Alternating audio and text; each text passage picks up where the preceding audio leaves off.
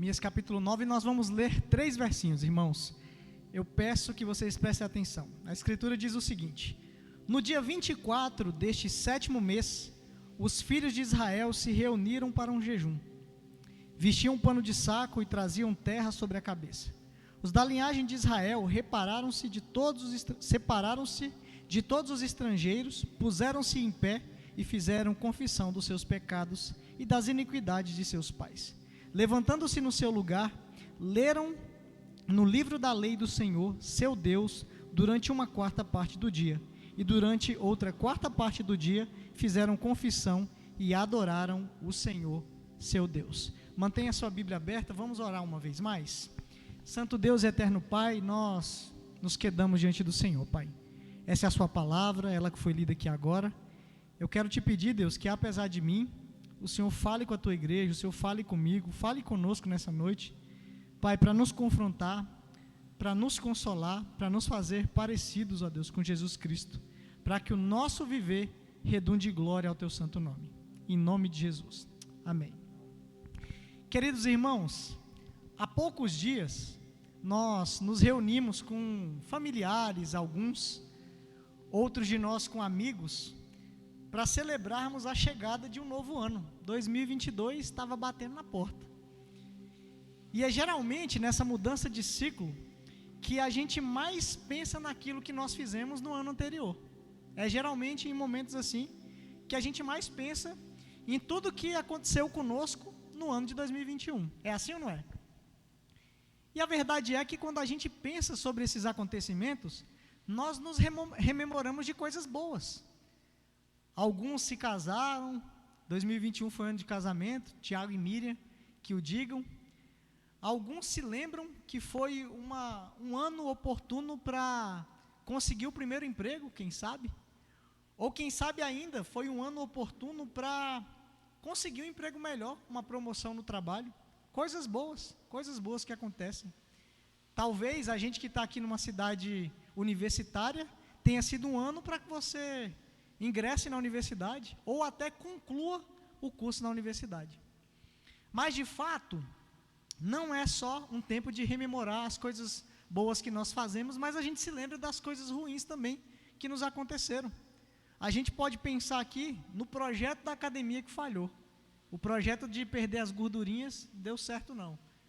O colchãozinho continua ali. Deu ruim, não deu bom esse ano não. Ou então, pensando em coisas mais graves, pode ter sido um ano, meu irmão, minha irmã, que você tenha perdido o emprego. Ou, de repente, que você tenha perdido um ente querido. Ou ainda que uma doença, uma questão grave, tenha lhe acontecido. Nós não estamos livres dessas questões. Não estamos. E é interessante que essas avaliações geralmente nos levam a criar novas resoluções para o ano seguinte.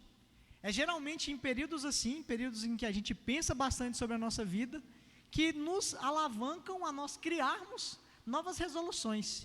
Em 2022, eu quero me especializar em alguma área. Em 2022, o projeto da academia vai dar certo. Em 2022, eu vou arrumar um namorado, vou arrumar uma namorada. Em 2022, e aí a lista continua. É geralmente nesse período que essas coisas acontecem. Mas a grande questão aqui, meus amados irmãos, a grande pergunta que eu queria fazer nesse contexto para vocês, é o que vocês fariam se vocês pudessem rebobinar a fita da vida de vocês e viver tudo de novo.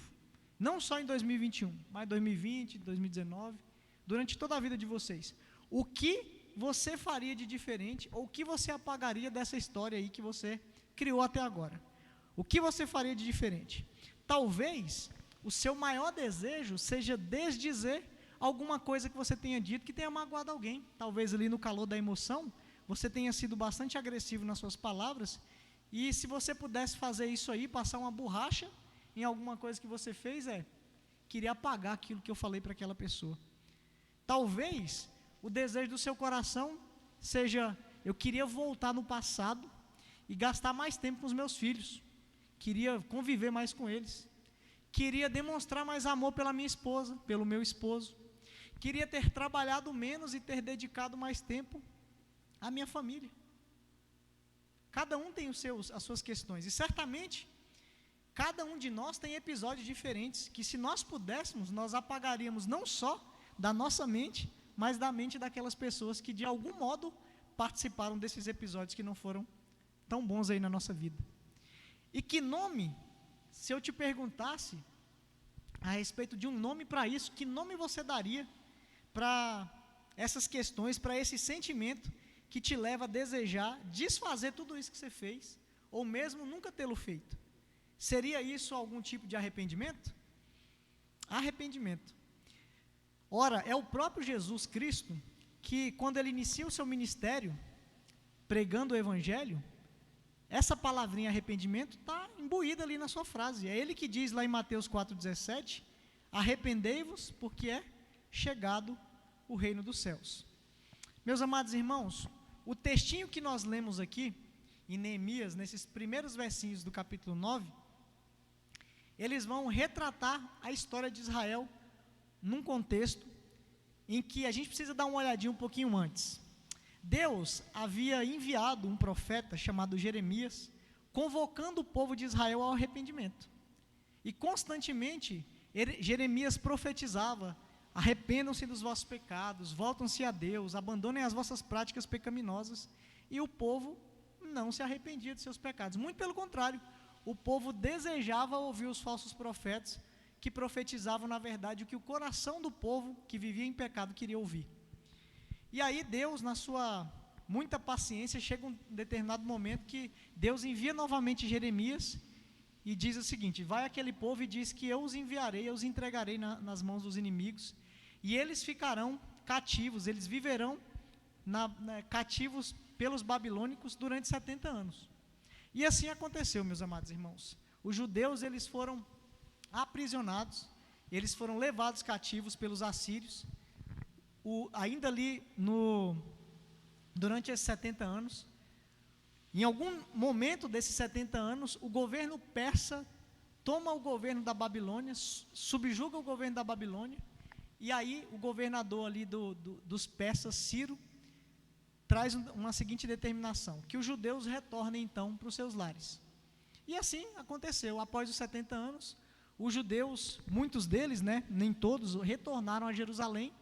Só que essa Jerusalém já não era mais a Jerusalém pomposa, a Jerusalém que outrora os judeus conheciam. Agora era uma Jerusalém em monturos, em cinzas, em pedras derribadas, em muros já no chão.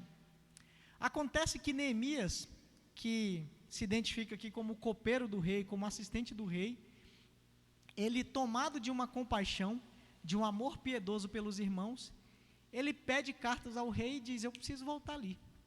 E Neemias, ele escreve essa carta, ele escreve isso aqui na forma de uma carta inicialmente, ou, na verdade, ele vai até Jerusalém e ele convoca os irmãos, ele convoca os judeus, ele convoca os seus compatriotas a participarem da reconstrução de Israel, a participarem da reconstrução dos muros, da colocação das portas. E de fato, meus irmãos, isso acontece. De fato, Jerusalém é reconstruída, pelo menos em parte. Dentro de algumas questões políticas, alguns desafios políticos, ele teve que conseguir a autorização do rei. Dentro de algumas questões financeiras, Israel precisava de elementos, de matéria-prima, para que pudesse, de fato, participar da reconstrução, e assim o rei concedeu. E ainda havia algumas questões sociais motivadas por invejas. Alguns homens que invejavam a iniciativa, a empreitada de Neemias, ameaçavam invadir Jerusalém durante a reconstrução. Mas de fato, essa empreitada acontece e os muros são reconstruídos, as portas são recolocadas no lugar, a guarda da cidade é restabelecida e os judeus que viviam fora da cidade são convocados a voltarem então a morar na cidade. Talvez você possa pensar que o simples fato de Deus ter manifestado a sua graça e ter permitido que os israelitas, os judeus, juntamente com Neemias, reconstruíssem a cidade, esse sim é um sinal cabal que prova essa aliança que Deus tem com o povo, que de fato Deus se agrada do povo. E aí é o que eu preciso responder: não totalmente, meus amados irmãos.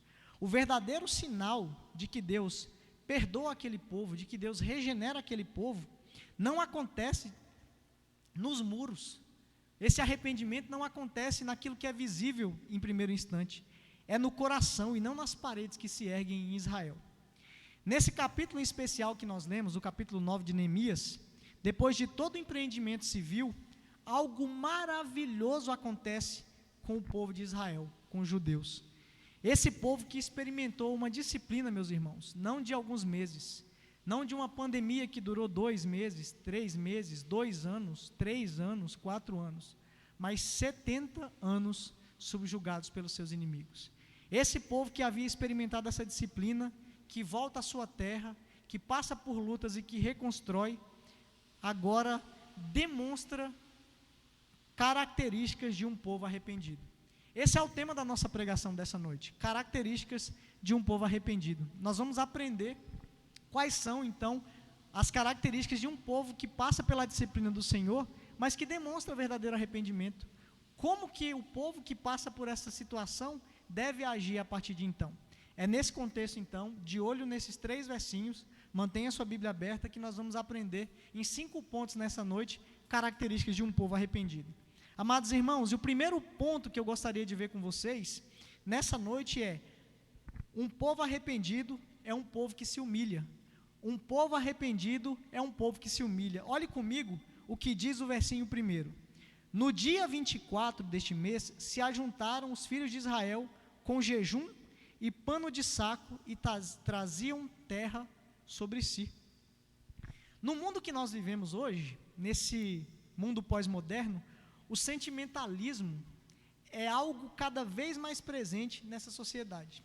E não são poucas, meus amados irmãos, às vezes, que nós percebemos na internet, vídeos, imagens, textos, declarações de maneira geral, que comovem pela exaltação e o encorajamento às pessoas que exercem algum tipo de trabalho considerado humilhante. Para que, por meio desses trabalhos, esses pais que têm esses trabalhos humilhantes, alimentem as suas famílias. Trabalhos que, por muitos, são considerados subemprego, digamos assim.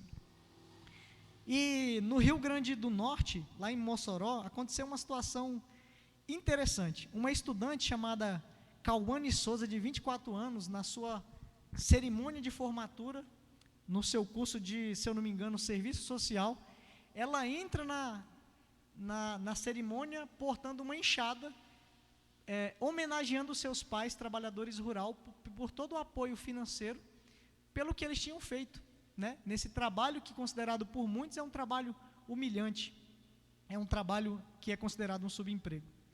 E um vídeo como esse, né, da Cauane, e a gente pode ver tantos outros, alcançou aí 500 mil de visualizações, 500 mil. Meus irmãos, ainda que haja um preconceito sobre esses trabalhos que são dignos, que são considerados aí como subempregos, a humilhação aqui que o texto nos fala, não tem nada a ver com o que os outros pensam sobre você, sobre o tipo de emprego que você tem, sobre a casa que você mora, sobre a roupa que você veste, sobre o carro que você anda. Não tem nada a ver a humilhação de um povo que de fato experimentou um arrependimento. Esse povo que se humilha não tem a ver com o que as pessoas pensam sobre você ser um coitadinho. Tem a ver sobre o que você pensa sobre você mesmo, sobre o que a Escritura fez no seu coração, e a partir desse conhecimento, as atitudes que você teve. É isso que o texto vai nos ensinar. Jerusalém sabe que pecou contra Deus. Jerusalém sabe que ofendeu a Deus.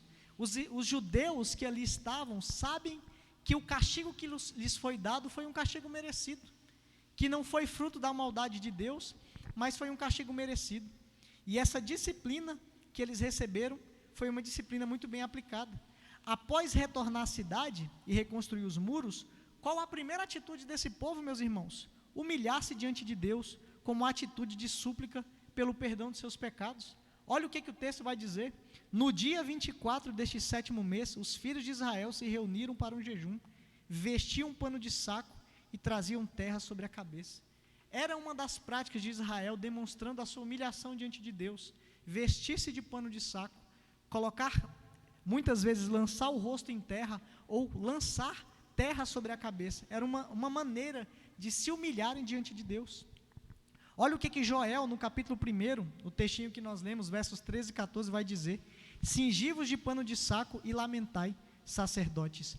Uivai, ministros do altar, vinde, ministros do meu Deus, passai a noite vestidos de pano de saco, porque da casa do vosso Deus foi cortada a oferta de manjares e a libação. Promulgai um santo jejum, convocai uma assembleia solene, congregai os anciãos, todos os moradores da terra, para a casa do Senhor vosso Deus, e clamai ao Senhor. Joel, capítulo 1, versos 13 e 14. O profeta Joel promulgava essa convocação. O profeta Joel chamava o povo ao arrependimento. De que modo? Vestir pano de saco, jogai terra sobre a cabeça. Por quê? Porque o povo parou de adorar o Senhor. O povo parou de cumprir as cerimônias religiosas que demonstravam um sinal de arrependimento. O povo parou de ofertar na casa do Senhor. O povo parou de levar o dízimo à casa do Senhor. E Joel o chama a viver desse modo. O uso de panos de saco, então, era um modo visível, dentre outros, como os judeus demonstravam seu arrependimento. E se nós observarmos, meus irmãos, os fundamentos aqui do arrependimento, nós vamos ver que não se tratam de reações meramente ritualísticas, mas são acompanhadas de um verdadeiro sentimento que brota no coração. Joel vai chamar os irmãos, vai chamar esses judeus a uivar. É como se eles chorassem, como se eles fossem demonstrar pelo próprio sentimento de tristeza. Não se tratava simplesmente de ir até o culto, de ir até aquele momento solene e cumprir rituais, sem um entendimento e sem um verdadeiro sentimento que brota no coração da ofensa deles contra Deus. A primeira atitude que esses irmãos têm de humilhação diante de Deus significa ter um verdadeiro sentimento de culpa. Deixa eu perguntar uma coisa para vocês. Vocês reconhecem, vocês compreendem o tamanho da ofensa de vocês e minha diante de Deus? Vocês compreendem que vocês e que eu e que nós como igreja somos grandes ofensores de Deus? De que nós pelas nossas próprias obras estávamos caminhando para o inferno? Se você compreende isso, isso deveria te levar e me levar a uma verdadeira vida de humilhação diante de Deus. Humilhação de alguém que sabe que foi alcançado pelo amor de Deus, que foi alcançado por essa graça conquistada por Cristo Jesus na cruz do Calvário. E não se trata simplesmente, meus amados irmãos, de vocês participarem do culto aqui como que vestidos de pano de saco e chegar aqui com o cabelo todo sujo, com terras, querendo se humilhar. Isso diz respeito a um princípio que tem a ver com o que você faz na sua casa, como é o seu devocional, como é a sua vida diante de Deus, como que você lida com os seus pecados diante de Deus, como que você se humilha. Deus, tem misericórdia de mim, Deus, eu me humilho diante do Senhor, eu sei que nada mereço. Essa é uma atitude de um povo que sabe que foi alcançado por essa graça e se arrependeu de seus pecados. Em primeiro lugar, meus amados irmãos, um povo arrependido é um povo que se humilha diante de Deus. Amém? Mas o texto segue nos ensinando mais a respeito dessas características de um povo arrependido. Um povo arrependido, além de se humilhar, é um povo que confessa os seus pecados. Um povo que foi alcançado pela graça e se arrepende, é um povo que confessa os seus pecados. Olhe comigo o verso 2, que vai dizer o seguinte: os da linhagem de Israel se apartaram de todos os estranhos, puseram-se em pé e fizeram confissão dos seus pecados e das iniquidades de seus pais. Meus amados, se nós fôssemos questionados sobre conhecer se somos pecadores, é um tanto óbvio que vocês responderiam: obviamente, eu sei que eu sou pecador. Seria uma resposta imediatamente positiva, afirmativa. Mas a questão aqui não é se você sabe que é pecador, mas o que você faz com essa informação, com esse conhecimento. O que essa informação de que você é pecador, esse conhecimento que você tem sobre você mesmo, o que isso produz na sua vida? Essa é a pergunta que a Escritura faz para mim e para você. É o próprio Senhor Jesus Cristo que, ensinando sobre a questão da oração, lá em Mateus, no sermão mais conhecido, Sermão do Monte, demonstrou que a confissão de pecados deve estar presente na nossa vida. Um crente que não pede perdão, que não vive nessa compreensão da necessidade de se humilhar e de pedir perdão pelos seus pecados, é um crente capenga, é um crente que tem debilidade na sua vida, meus irmãos. Jesus disse em Mateus 5,12, perdoa-nos as nossas dívidas, ensinando sobre a questão da oração, assim como nós temos perdoado os nossos devedores.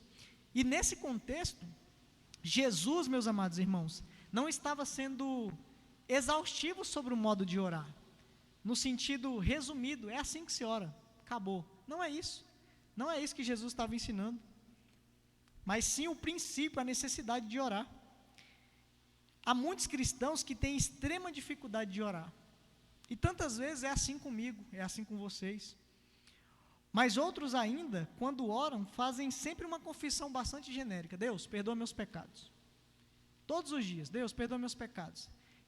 E me parece, e faça uma avaliação da sua vida se você se encontra nessa situação, que tantas vezes esse é um pedido de perdão um tanto que sai, parece que da garganta para fora, que não brota no coração.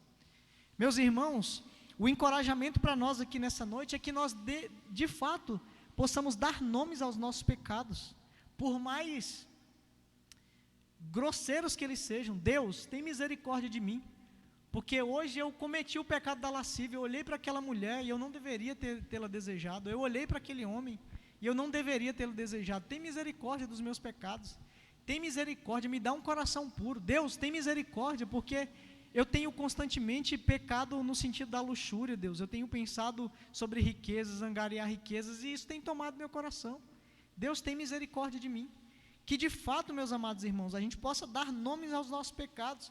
Quem sabe usar esse momento da oração, essa faceta da oração, que está ali junto com a adoração a Deus, com o reconhecimento de quem Deus é, com o reconhecimento da dependência de Deus, e esse momento de confessar os nossos pecados como uma humilhação mesmo. É ou não é humilhante? Você virar para alguém que você sabe que é soberano e você falar: Deus, me perdoa porque eu fiz isso aqui, exatamente. É quase que uma facada no coração, mas isso é medicinal. Como Deus trabalha no nosso coração quando nós verdadeiramente reconhecemos o nosso pecado. E, amados irmãos, que disciplina boa é nós falarmos dos nossos pecados. Algumas vezes, quando eu oro com a minha esposa e nós estamos ali no sentido de uma oração juntos, um devocional juntos, eu confesso alguns pecados ao Senhor. Ela fica assustada. Isso é humilhante para mim. Isso é humilhante, falar dos meus pecados diante da minha esposa, quanto mais diante de Deus. Essa é uma disciplina, é uma didática de Deus para curar os nossos corações, para nos livrar da lascívia, para nos livrar desse desejo pecaminoso que é angariar riquezas e confiar nelas. Não que haja problemas em trabalharmos, meus amados irmãos, mas no mundo em que nós vivemos, facilmente nós colocamos os nossos olhos na riqueza e nós confiamos nela. Confiamos na família, confiamos na estrutura social que nós vivemos, confiamos no governo A ou no governo B. Meus amados irmãos, confesse o seu pecado. Um povo arrependido é um povo que se humilha, mas um povo arrependido é um povo que confessa os seus pecados diante de Deus. Amém? Como tem sido a sua vida de convicção de pecados e confissão dos seus pecados? Faça uma análise nessa noite diante da palavra do Senhor. Não viva mais do mesmo modo, mas viva confessando os seus pecados diariamente diante de Deus, e certamente Deus lhe dará vitória. É Ele que garante, certamente Deus lhe dará vitória. O apóstolo Paulo, escrevendo, se eu não me engano, aos Coríntios, aos Tessalonicenses, vai dizer que nós devemos apresentar as nossas petições a Deus, com oração e súplicas, com ação de graças. Nos apresentemos a Deus então com essas petições, amados irmãos, dando nomes aos nossos pecados. Mas, em terceiro lugar, um povo que é um povo arrependido, um povo que foi alcançado pela graça de Deus, é um povo que, além de se humilhar e de confessar os seus pecados, é um povo que deixa os seus pecados. O versinho 2 vai dizer o seguinte, o versinho que nós acabamos de ler: os da linhagem de Israel se apartaram de todos os estranhos. Amados irmãos, nesse contexto em que Israel havia vivido durante os 70 anos, na Babilônia, naquela região dos assírios, muitos deles abandonaram a lei do Senhor e passaram a viver não de um modo mais ritualístico como a lei determinava. E aí eles passaram aí a contrair casamentos com outras pessoas, com pessoas que não eram do povo, a ter negócios com pessoas que não eram do povo e a ter relações que a própria lei de Deus em Levítico condenava. E aí o texto vai dizer que esses irmãos, depois de reconhecerem diante de Deus, de se humilharem diante de Deus e confessarem os seus pecados, eles passaram a abandonar os seus pecados. Não basta, queridos amados irmãos, reconhecer que você pecou. Talvez você lute contra um pecado e todos os dias da sua vida você vai ali: Deus, perdoa o meu pecado porque eu fiz isso. é necessário de fato uma iniciativa. Claro, nós dependemos do Senhor para vencer os nossos pecados. Nós dependemos do Senhor para que nos dê força e nós passemos por isso. Mas é necessário, amados irmãos, que nós de fato nos esforcemos por deixar os nossos pecados. Se por um lado a salvação é monergista, se por um lado a salvação vem de Deus e de Deus somente, por outro lado Deus olha para nós e diz: santificai-vos, santificai-vos. É uma ação que o Espírito Santo faz brotar no nosso coração, mas de algum modo Deus requer que nós tomemos iniciativas quanto a esse respeito. É necessário um esforço. Deixa eu dizer uma coisa para vocês acham que é fácil o cristão, por ser cristão, ler a Bíblia todos os dias? Você acha que é fácil orar e que há alguma coisa errada com você, porque só acontece com você? De maneira nenhuma. Nós precisamos tantas vezes buscar a santificação por meio da oração e por meio da leitura da palavra, por obediência ao Senhor, meus amados irmãos. Nós temos uma natureza pecaminosa que ainda vive em nós, e nós precisamos lutar contra isso. Paulo, escrevendo aos Efésios, orienta os irmãos em Éfeso quanto a essa questão do abandono da natureza pecaminosa. Preste atenção. Por isso, deixando a mentira, que cada um fale a verdade com o seu próximo, porque somos membros do mesmo corpo. Fiquem irados e não pequem, não deixem que o sol se ponha sobre a ira de vocês, nem deem lugar ao diabo. Aquele que roubava, não roube mais, pelo contrário, trabalhe fazendo com as próprias mãos o que é bom, para que tenha com que repartir com o necessitado. Não saia da boca de vocês nenhuma palavra suja, mas unicamente a que for boa para edificação, conforme a necessidade, e assim transmita graça aos que o ouvem. E não entristeçam o Espírito Santo de Deus, no qual vocês foram selados para o dia da redenção.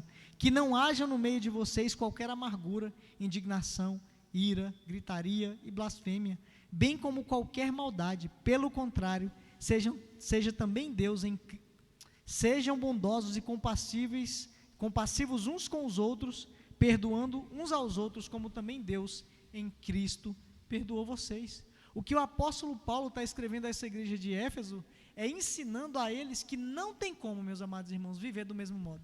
Se nós somos alcançados pela graça de Deus, é impossível que nós vivamos do mesmo modo. Certamente, meus amados irmãos, muitos de nós parece que temos pecados de estimação. E eu falo num sentido aqui legítimo. Pecados com os quais nós lutamos mais tempo do que outros irmãos lutariam. Pecados com os quais nós lutamos em oração, nós nos esforçamos, nós traçamos estratégias, oramos a Deus, e eles parecem que permanecem ali mais tempo. Mas se a nossa vida for vista por aqueles que estão aí fora, do mesmo modo como era a nossa vida antes de nós nos declararmos como cristãos, socialmente falando, tem alguma coisa com a nossa vida. Suelice, a sua vizinha, que te conhece há muitos anos, olhar para você e falar assim: rapaz, não mudou nada. Vizinha encrenqueira, barraqueira. Danilo, mesmo jeito que você falava palavrão aqui, sabe? Se os funcionários do Rogério virar para ele e falar assim: rapaz, não sei nem como é que é crente. Se os colegas do DJ olharem para ele e falar assim: rapaz, você é crente mesmo? Tem alguma coisa errada com a nossa vida. O evangelho não se trata de um rótulo que você prega na testa e fala: pronto, sou crente. Diz respeito ao modo como nós vivemos na sociedade, meus amados irmãos. Diz respeito ao modo como a sociedade nos vê. Jesus transforma a nossa vida para que nós brilhemos, para que por meio das nossas boas obras as pessoas as vejam e glorifiquem o nosso Pai que está nos céus. As pessoas estão glorificando a Deus vendo o modo como vocês têm vivido na sociedade, no trabalho, na vizinhança, como patrões, como empregados, como estudantes, como colegas. Meus amados irmãos, que Deus tenha misericórdia de nós e nos dê essa percepção de que o evangelho não é só uma questão de rótulo. Ainda que o DJ coloque uma máscara e dê uma de santão diante da sociedade evangélica, diante da comunidade local, o que mais importa em relação ao evangelho é como Deus me vê. E se Deus olha para mim e vê alguém não transformado, verdadeiramente naquele dia eu darei conta dos meus pecados, eu serei condenado, porque os meus frutos não condizem com aquilo que eu digo.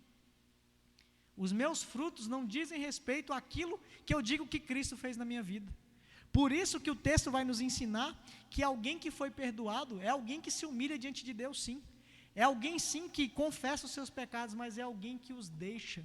É alguém que não quer ser uma pessoa como era outrora. É alguém que luta contra os seus pecados e ano após ano essa pessoa vai sendo afeiçoada, aperfeiçoada e se parecendo cada vez mais com Cristo Jesus. Que Deus tenha misericórdia de nós, se, sei lá, os nossos sobrinhos olharem para nós e não verem diferença em nós. Se aquelas pessoas que passaram tantão de tempo sem nos ver, quando nos encontram, olham para a gente e falam, rapaz, você é crente? Mudou nada. Misericórdia. Que Deus nos dê um coração de fato disposto a confessar os nossos pecados, mas a deixá-los para a glória de Cristo Jesus. Amém? Amém. Louvado seja o nome do Senhor. Meus amados irmãos, um quarto aspecto em relação a características de um povo perdoado é que esse povo que foi perdoado se volta às Escrituras. Um povo que foi perdoado se volta às Escrituras. Vá comigo ao verso 3 do textinho que nós lemos lá em Neemias 9, vai dizer o seguinte: levantando-se no seu lugar, leram no livro da lei do Senhor, seu Deus, uma quarta parte do dia. O que a Bíblia Sagrada representa para você? O que esse texto tem a ver com a sua vida? Com que frequência você se assenta, meus amados irmãos, de maneira intencional, para ler esse livro com o real desejo de entendê-lo e aplicá-lo na sua vida para que você seja uma pessoa mais parecida com Cristo Jesus? Uma das atitudes dos judeus que compõem a demonstração do arrependimento, nesses 5 pontos que nós estamos abordando aqui hoje, é que esses amados irmãos, eles se voltaram às Escrituras. O texto que nós lemos aqui vai dizer isso, versinho 3. Eles se humilharam, eles confessaram seus pecados, eles iniciaram um procedimento de abandonar os seus pecados, mas eles também se voltaram para as Escrituras. Esse compêndio de 66 livros que nós conhecemos como Antigo e Novo Testamento é um registro, meus amados irmãos, inspirado por Deus, sim, escrito por homens, levando em consideração o seu tempo, as suas limitações, mas preservado de erros pelo próprio Espírito Santo de Deus. E como diz o apóstolo Paulo escrevendo a Timóteo, com o objetivo de nos ensinar, de nos repreender nos nossos pecados, de nos corrigir, de nos educar, para que nós sejamos aperfeiçoados em toda a nossa boa obra. Em outras palavras, esse livro é um guia para a nossa vida. Quer ser uma pessoa melhor, Daniel? Leia as Escrituras. Larissa quer ser uma mulher virtuosa? Leia as Escrituras. DJ quer ser um homem melhor na sociedade? Leia as Escrituras. É Deus falando com você e comigo. É interessante que essa percepção das Escrituras, ela existe muito antes dos apóstolos. No Antigo Testamento, o salmista, no Salmo 119, ele faz uma série de afirmações que a gente nem vai ser exaustivo aqui, mas eu quero ler alguns versinhos para vocês perceberem. A partir do versinho 2, olha o que o salmista fala no Salmo 119. Bem-aventurados os que guardam seus testemunhos e os buscam de todo o coração. Não praticam iniquidade e andam nos seus caminhos. Tu ordena os teus preceitos para que os cumpramos à risca. Quem dera fossem firmes os meus passos, para que observe os teus decretos. Então não terei de que me envergonhar quando considerar todos os teus mandamentos. Eu te darei graças com integridade de coração, quando tiver aprendido os teus retos juízos. Cumprirei os teus decretos. De que maneira poderá o jovem guardar o seu caminho? É a pergunta que o salmista faz, e ele responde: observando segundo a tua palavra. De todo o coração te busquei, não deixes que eu me desvie dos teus mandamentos.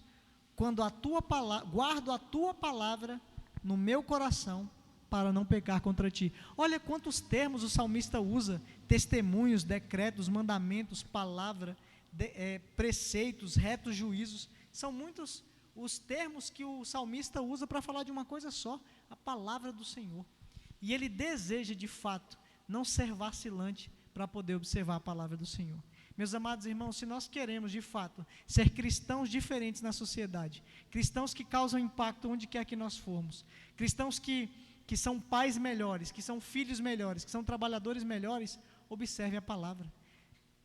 Como eu disse no início, nós vivemos numa sociedade sentimentalista.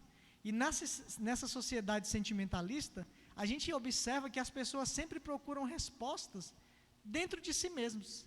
As pessoas acreditam que aquilo que ela tem de melhor são os seus sentimentos. Então, se eu me sinto mulher, eu vou ser mulher, é o melhor sentimento que eu tenho. Se eu acho que eu devo educar o meu filho desse modo, eu vou viver desse modo. Se eu acho que o meu comportamento diante da sociedade tem que ser assim, ainda que prejudique outras pessoas, eu vou viver assim, pronto, e acabou. E certamente, meus amados irmãos, se nós procurarmos respostas para a nossa vida dentro do nosso próprio coração, certamente nós falharemos. Certamente nós falharemos. Se nós quisermos ser homens e mulheres que fazem a diferença nessa sociedade, que o evangelicalismo aumenta no seu índice, na sua proporção dia após dia, mas aumenta o índice de divórcio, aumenta o índice de ódio entre pai e filhos, nós precisamos seguir a palavra de Deus, observar a palavra de Deus, guardar a palavra de Deus dentro do nosso coração, para que nós não pequemos contra o Senhor. Meus amados irmãos, que o Senhor nos ajude a, de fato, amarmos a palavra do Senhor. Que você se arrependa caso você não tenha vivido desse modo, observando a palavra do Senhor. Como sermos crentes, sendo guiados pelo nosso próprio coração. Humilhe-se diante de Deus, confesse os seus pecados a Deus, deixe os seus pecados, mas se volte ao Senhor. Ore ao Senhor: Deus, fala comigo hoje, nos seus devocionais diários. Deus, eu estou diante da Tua palavra, eu creio que é o Senhor mesmo falando. O Senhor sabe, Deus, o quanto que eu tenho lidado com as minhas dificuldades. O Senhor sabe o quanto eu tenho lidado com a ira, sei lá, com a pornografia. Deus, com a inveja. São tantos os nossos pecados. Deus, me ajuda. Pela Tua palavra, cura o meu coração, me dá encorajamento. Fala comigo, me faz alguém mais parecido com Cristo Jesus. Se humilhe diante de Deus e peça isso a Ele. Certamente você encontrará consolo, confrontação e, mais do que isso, direção para a sua vida pela palavra. Amém? Mas ainda como uma última característica, meus amados irmãos, de um povo que é um povo arrependido, é um povo que adora, é um povo que se humilha, é um povo que confessa os seus pecados, que os deixa, que se volta à palavra de Deus, mas é um povo que adora ao Senhor. Ainda no versinho 3, o texto vai dizer: em outra quarta parte dele fizeram confissão e adoraram o Senhor seu Deus. Adoraram o Senhor seu Deus. O que você responderia se fosse perguntado sobre adoração? O que é adoração para você? O que significa adorar a Deus? Talvez muitos de nós façam uma associação da palavra adoração com um momento de música, com um momento das músicas que são cantadas, inclusive trazendo para o mesmo baldinho adoração e louvor. Esse é o momento em que nós adoramos ao Senhor. Talvez você pense o seguinte: adoração é o momento em que eu oro ao Senhor. Ou talvez de uma maneira ainda mais genérica, adoração é o momento em que nós concorremos para o templo e nos ajuntamos aqui como comunidade e nós estamos aqui adorando. E de um todo não está errado, meus amados irmãos, mas qual o princípio da adoração? Certa vez, vai dizer as Escrituras, que o Senhor Jesus se encontrou com uma samaritana na entrada da cidade, num poço. E nesse diálogo que você conhece muito bem, essa mulher, dialogando com Jesus sem saber quem ele é, os judeus não se dando com os samaritanos e vice-versa, não tendo uma boa relação social, ela vira para o Senhor Jesus e pergunta o seguinte: olha só, vocês dizem que o lugar de adorar é no templo, a gente acha que é aqui. Onde é que é o lugar de adorar? Qual que é a resposta do Senhor Jesus? Chegará o dia, e já chegou, em que os verdadeiros adoradores adorarão o Pai em espírito e em verdade. O princípio da adoração que nos é ensinado nas Escrituras é muito mais do que um momento cerimonial. É claro, ele é importante, nós estamos aqui para adorar o Senhor. Mas talvez, escute isso, meus amados irmãos, talvez você tenha vindo aqui hoje e você não tenha adorado o Senhor em 1%. Talvez você tenha vindo aqui hoje para cumprir um protocolo na sua vida, para assinar na folhinha que participou do culto público no dia da semana, meu domingo está completo, vou viver minha vida ao longo da semana, e você não considerou verdadeiramente o que significa adoração. O que significa de fato se voltar a Deus, entendendo quem é Deus diante de nós, entendendo quem nós somos diante de Deus, e o quanto precisamos da sua graça, e quem nós somos em Cristo Jesus, feito novas criaturas, a natureza que recebemos em Cristo Jesus, uma natureza que, ainda que o pecado esteja presente, por causa da graça de Deus, a gente não se conforma com esse mundo. Isso é motivo de nós nos voltarmos ao Senhor em uma adoração humilhante. E tantas vezes a gente assim não faz. Tantas vezes a gente assim não faz. E a gente incorre no erro de virmos até aqui e não adorarmos o Senhor. Ou então, você até vem aqui, domingo após domingo, você concorre para a igreja, você canta os hinos, você é empolgado, mas quando chega na sua casa, você não adora o Senhor. Você faz uma dicotomia entre uma vida aí fora e uma vida aqui dentro. Entre o sagrado e o profano. O dia de adoração é o dia de domingo. Você tem dificuldades, inclusive, em de fato guardar esse dia, no sentido de estar aqui no domingo pela manhã, e eu sei que tantos de nós temos compromissos imperativos, mas muitos de nós não consideram. Muitos de nós tratam o domingo como um dia litúrgico, como um dia como qualquer outro. Meus amados irmãos, nós somos chamados a adorar o Senhor verdadeiramente. Se tem uma coisa, meus amados irmãos, que traz tristeza ao nosso coração, é a postura da igreja evangélica brasileira diante do Senhor quanto à adoração. A gente olha na internet esses vídeos lindos, com muita música, muitas luzes, muita fumaça, e corações tão vazios, e vidas, quando a gente conhece tantas pessoas, e vidas no dia a dia, que são totalmente desprovidas de adoração. A adoração não diz respeito necessariamente ao que você faz aqui, mas como você vive no seu dia a dia. Se você de fato adora a Deus, você busca a Deus em casa, você busca agradar a Deus no seu dia a dia. Esse deveria ser a nossa postura de adoração. Quando nós de fato somos arrependidos, temos um coração arrependido, efetivamente, meus amados irmãos, nós nos humilhamos diante de Deus. Mas também nós confessamos os nossos pecados, nós buscamos deixá-lo, nós nos voltamos às Escrituras e, reconhecendo os grandes feitos do Senhor, nós o adoramos. Adoramos com todo o nosso coração. Sim, diante de lutas. Sim, diante de desânimos tantas vezes, por obediência ao Senhor. Mas nós fazemos assim. E eu queria, em último lugar, considerar, meus amados irmãos, que nós não temos condição nenhuma de cumprir esses ritos aqui para que nós possamos dizer, eu fui perdoado. O arrependimento é um reflexo da regeneração produzida no nosso coração. Você só vai se humilhar diante de Deus, você só vai confessar os seus pecados, você só vai de fato deixar os seus pecados, ler as Escrituras, buscar lê-la e adorar o Senhor, se Deus antes alcançar os nossos corações. Essa é uma obra só dele. Por isso, nós devemos nos humilhar diante de Deus. Deus, toma o meu coração. Se você tem uma firme convicção de que você é pecador, de que você foi regenerado por Deus, peça ao Senhor que lhe capacite a viver como alguém de fato arrependido. Mas se você não compreende os feitos de Cristo Jesus na cruz, o quanto você é pecador, o quanto você ofendeu a Deus, e que por meio da sua vida, do seu próprio viver, das suas más obras, ou boas obras, como a gente tantas vezes acha que é, né? Eu não roubo, eu não mato, então por que eu iria para o inferno? As nossas obras são como trapos de imundície, porque o próprio Jesus disse, está escrito, não matarás, eu porém vos digo, qualquer que se encolarizar contra alguém é réu de juízo. Está escrito, não adulterarás, eu porém vos digo, qualquer que olhar para uma mulher, qualquer que se atentar numa mulher com intenção impura, já cometeu adultério com ela. Somos todos culpados da lei do Senhor e pelas nossas próprias obras iríamos para o inferno. Se nós compreendemos isso, meus amados irmãos, e nós não vivemos como arrependidos, que o Senhor tenha misericórdia de nós e nos capacite.